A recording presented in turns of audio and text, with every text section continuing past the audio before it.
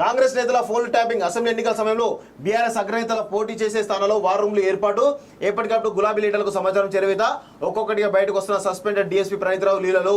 అసలు ప్రణీతరావు ఎన్నుకున్న వాళ్ళను కదా పట్టాల్సింది. వీళ్ళు ఉద్యోగులు, వాళ్ళ అధికారులు పైన ఉన్న వాళ్ళు ఎవరు చెప్తే వాళ్ళు ఇంటారు. అసలు ఎవరు వాళ్ళ తిమింగల లెవెల్ వాళ్ళని దొరకబట్టాలి.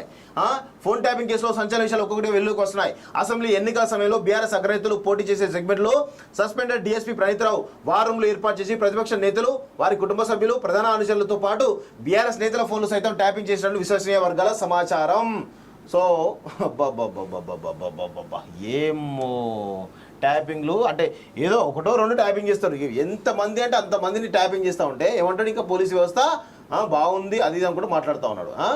ఇగో ఫోన్ ట్యాపింగ్ వ్యవహారంలో సంచలన విషయాలు వెలుగు చూస్తున్నాయి. అసెంబ్లీ ఎన్నికల్లో బీఆర్ఎస్ అగ్రనేతలు పోటీ చేసిన నియోజకవర్గాల్లో వారంలో ఏర్పాటు చేసి మరీ సస్పెండెడ్ డీఎస్పీ ప్రణీతరావు, ప్రతిపక్ష అభ్యర్థులు, వారి కుటుంబ సభ్యులు, ప్రధాన అనుచరుల ఫోన్లను ట్యాప్ చేయించినట్టు తెలిసింది. ఈ సమాచారాన్ని బడా బీఆర్ఎస్ నేతలకు అందజేసినట్లు తెలుస్తోంది. కాంగ్రెస్ నేతలతో టచ్లో ఉన్న పలువురు వ్యాపార, వాణిజ్య, పారిశ్రామికవేత్తల ఫోన్లు కూడా ట్యాప్ చేసినట్లు విశ్వసనీయ సమాచారం. అయితే ఎస్ఐబిలో ఎస్ఓటీ టీం ఇన్ఛార్జిగా పనిచేసిన ఆ ప్రణీతరావు బృందంలో అందరూ ఒకే సామాజిక వర్గానికి చెందిన వారు ఉన్నట్లు విచారణలో తేలింది. ఇటీవల అసెంబ్లీ ఎన్నికల్లో సీఎం రేవంత్ రెడ్డి తమతో ఎవరు మాట్లాడినా వారికి బీఆర్ఎస్ నేతల నుంచి బెదిరింపు ఫోన్లు వెళ్తున్నాయని బహిరంగంగా చెప్పారు.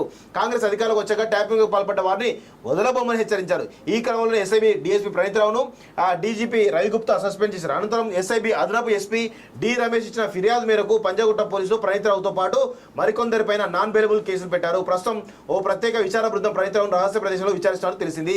వార్ రూములు, బీఆర్ఎస్ నేతల ఫోన్లు కూడా అంటే బీఆర్ఎస్ నేతల ఫోన్లు కూడా అంతా ఒకే సామాజిక వర్గం చెప్తున్నా కదా, అంతా ఒకే సామాజిక విలమలే మొత్తం వెలమ సామాజిక వర్గం సంబంధించినటువంటి పోలీస్ డిపార్ట్మెంట్ అందరినీ కూడా ఒక దగ్గరికి చేర్చి వెలమ రాజ్యాన్ని రాచకొండ అంటే ఏందనుకుంటున్నారు, రాచకొండ కమిషనరేట్ అంటే ఏందనుకుంటారు. అసలు ఫస్ట్ ఆఫ్ ఆల్ నేను రేవంత్ రెడ్డికి డిమాండ్ చేస్తూ ఉన్నాను, రాచకొండ కమిషనరేట్ సంబంధించిన పేరును మార్చండి.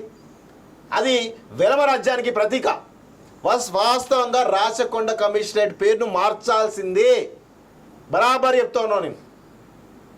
అదేమన్నా రాజ్యమా, అదేమన్నా వెలమల రాజ్యమా రాచకొండ అనేది, దొరల రాజ్యమా? ఏమన్నా బరాబర్ మార్చాలి. రేవంత్ రెడ్డికి డిమాండ్ చేస్తా ఉన్నాను, రాచకొండ పేరును, రాచకొండ కమిషనరేట్ పేరును మార్చాలి. దాని చరిత్ర అంతా వేరే ఉన్నది. కేసీఆర్ దాన్ని ఏర్పాటు చేయడం వెనకాల చాలా పెద్ద స్కెచ్ చేసిండు. అంతా ఒకే సామాజిక వర్గం అంటూ వాటి గురించి ఇక ఎస్ఐబి ఆఫీసులో ప్రత్యేకంగా 2 గదులు తీసుకొని 17 కంప్యూటర్లు ఏర్పాటు చేసుకున్నాయి. ఆ ఫోన్ ట్యాపింగ్ జరిపిన ప్రణీతరావు సేకరించే సమాచారం తన పర్సనల్ పెన్ డ్రైవ్లు డిస్క్లోకి అప్లోడ్ చేసుకున్నట్టుగా పోలీసు వర్గాల ద్వారా తెలిసింది. ప్రస్తుతం ఆయన విచారిస్తున్న ప్రత్యేక బృందం వాటి గురించి ప్రశ్నిస్తూ తెలుస్తోంది. దాంతోపాటు ఫోన్ ట్యాపింగ్ వ్యవహారంలో ఇంకా ఏ సీనియర్ ఆఫీసర్లు ఉన్నారు అన్న దానిపై కూడా ప్రశ్నిస్తూ తెలియవచ్చింది. అయితే చాలా ప్రశ్నలకు ప్రణీతరావు జవాబులు ఇవ్వడం లేదని సమాచారం. నాకు అప్పగించిన బాధ్యతలు మాత్రమే నిర్వర్తించాలని చెబుతున్నట్టుగా తెలిసింది. బెండ్ తీయాలి, బెండ్ తీస్తే బుద్ధి వస్తుంది. ఇంకొకసారి ఏ ఆఫీసర్ కూడా తప్పివేయడు.